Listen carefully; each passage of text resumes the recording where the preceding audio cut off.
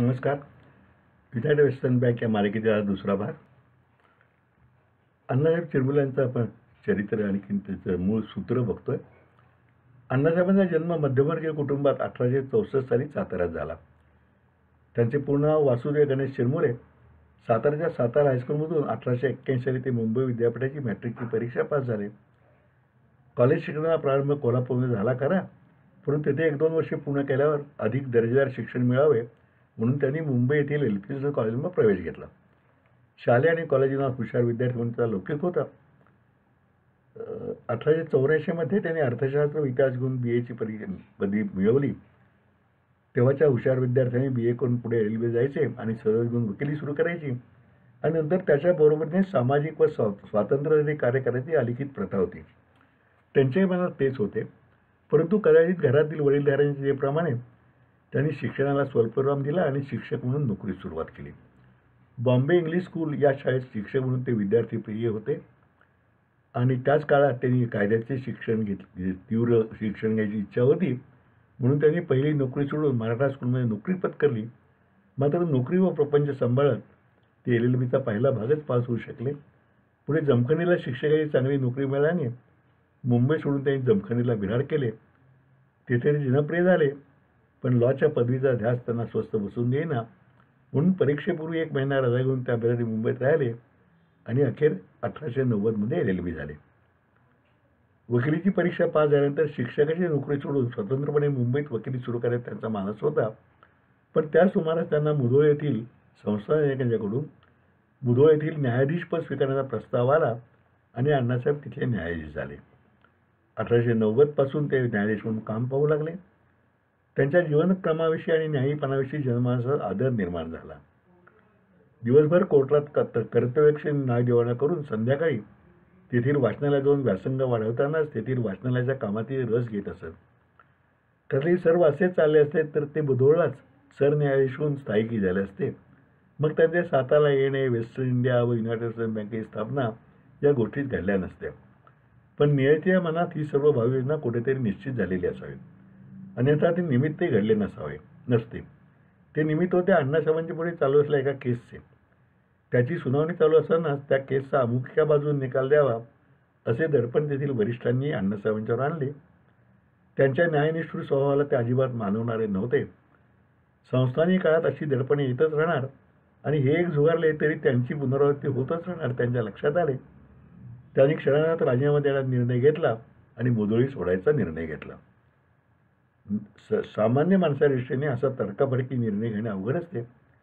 न्यायाधीशासारखे उच्च पद, त्या काळातील 150 रुपयाचा भक्कम पगार आणि सुखसोयी या गोष्टी कोणत्याही सामान्य माणसाला मोहात पाडणारच होत्या.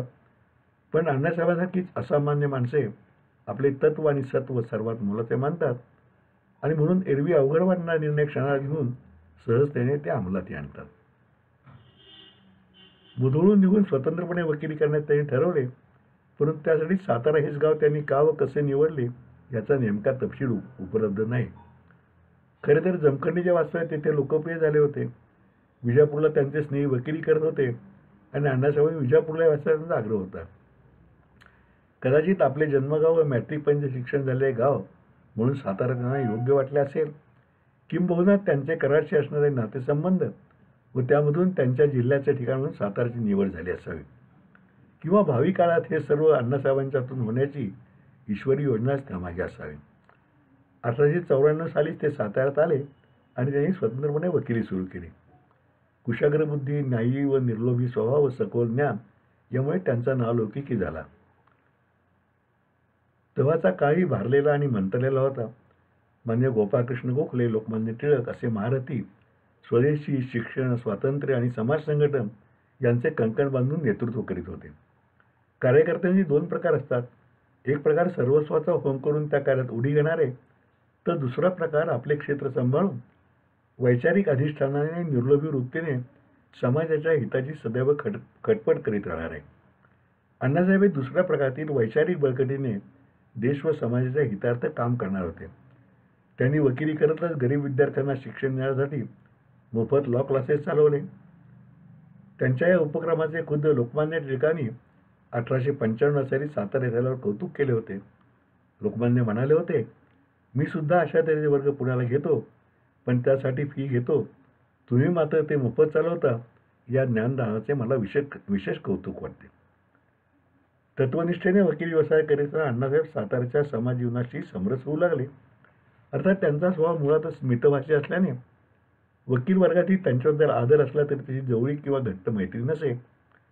सातारच्या नगर वाचनात ते रोज जात असत, वाचन करीत. आपले ज्ञान सर्वस्पर्शी वाद्यावर ठेवण्यावर त्यांचा कटाक्ष होता. नगर वाचनाच्या कार्यक्रममंडळावर त्यांची 1901 साली निवड झाली. तेथेही त्यांनी आपल्या कार्यबद्दल ठसा उमटवला. विद्यार्थ्यांना मासिक फक्त 2 आणे वर्गणी व 2 रुपयेऐवजी 1 रुपया डिपॉझिट वगैरे सुधारणाही केल्या. वाचनाच्या कार्यक्रमाला त्यांनी मांडलेला पहिलाच ठराव असा होता, इमारत फंडाची रक्कम कमी व्याजदराने पोस्टात गुंतवली आहे, ती काढून योग्य व्याजाने सक्षम मोठ्या बँकेत गुंतवावी. हे पाहिले म्हणजे त्यांच्यातील बँकरची बीजे स्पष्ट होऊ लागतात. 1897च्या सुमारास प्रमुख सरकारी अधिकारी व गावातील वजनदार व्यक्तींनी मिळून युनियन क्लब सुरू केला होता. कलेक्टर, डिस्ट्रिक्ट जज यांच्याबरोबरच दादासाहेब करंदीकर, न. चिमकेळकर म्हणजे साहित्य सम्राट न. चिमकेळकर, अन्य वकील व प्रमुख नागरिक सभासद होते.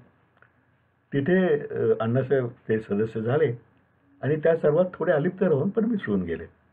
न. चिमकेळकर, जे पुढे साहित्य सम्राट म्हणून प्रसिद्धी पावले, त्यांनी अण्णासाहेबांचे वर्णन मितभाषी आणि संत पण बुद्धीने तीव्र, मार्मिक व वादविवाद मुद्देसूद बोलणारे असे केले होते.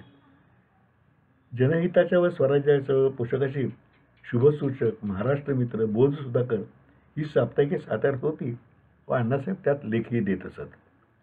त्यातील इंग्रजी पुढे त्यांनी व 10 अन्य सहकार्याने मिळून 1899ला सातारला प्रेक्षक म्हणून साप्ताहिक काढले. त्यातील इंग्रजी विभागात ते लिहित असत.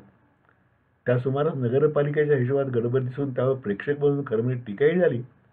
परिणाम एवढाच झाला की नागरिकांनी अण्णासाहेबांना 1898च्या नगरपालिकेत निवडून 1899च्या नगरपालिकेत निवडून दिले.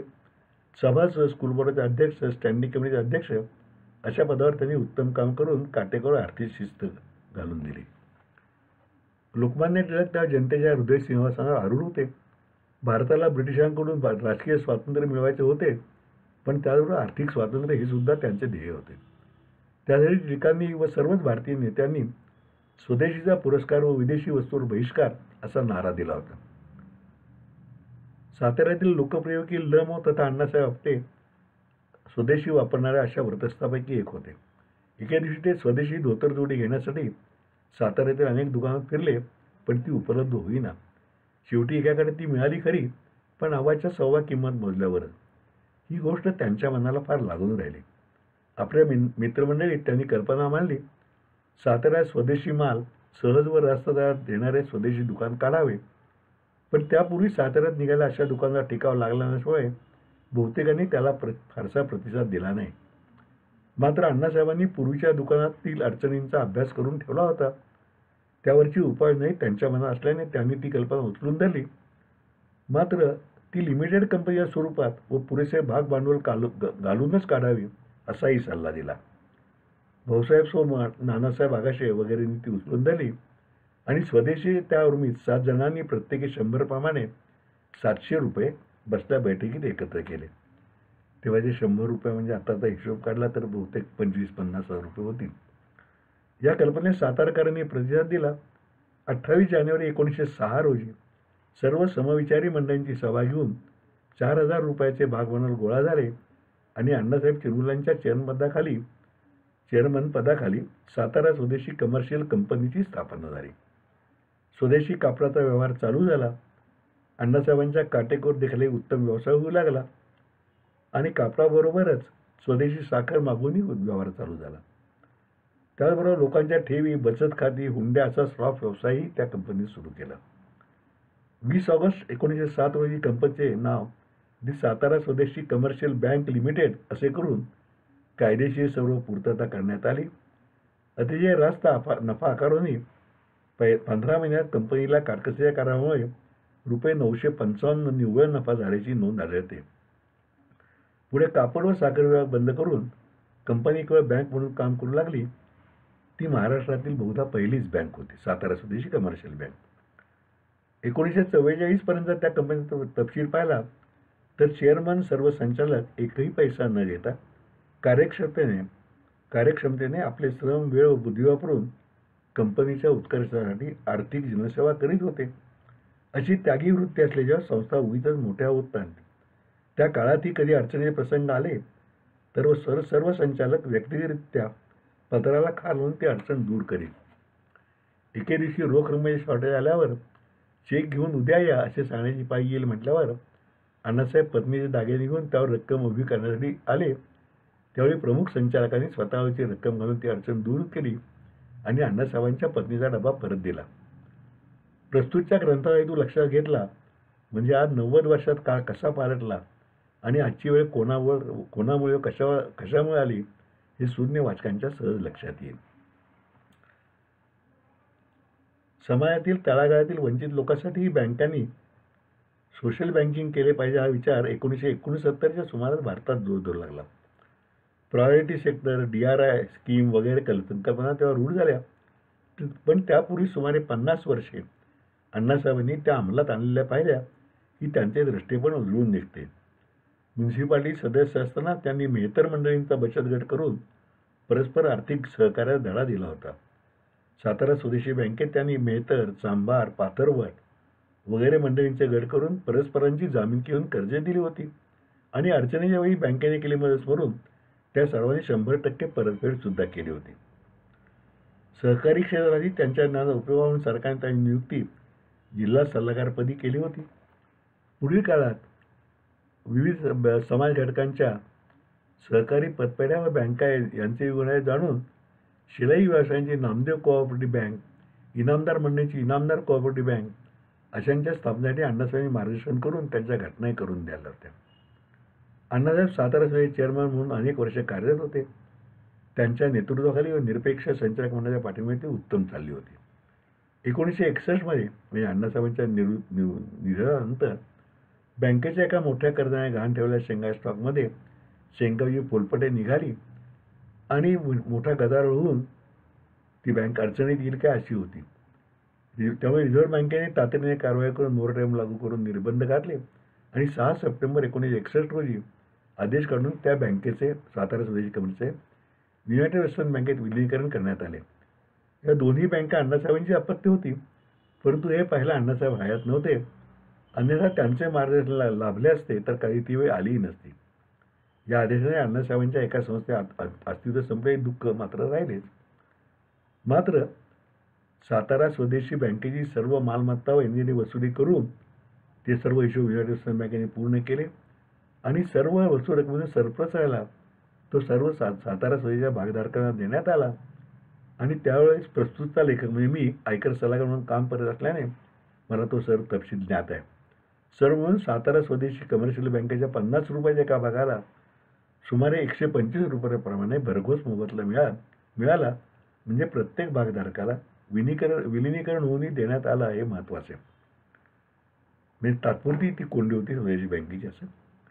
आता यानंतर अण्णासाहेबांनी West India life insurance company जी अतिशय समर्थ लाईफ इन्शुरन्स कंपनी समजली जायची ती स्थापन केली की ज्यामुळे अण्णासाहेब विमा महर्षी ही पदवी संबोधली जायची.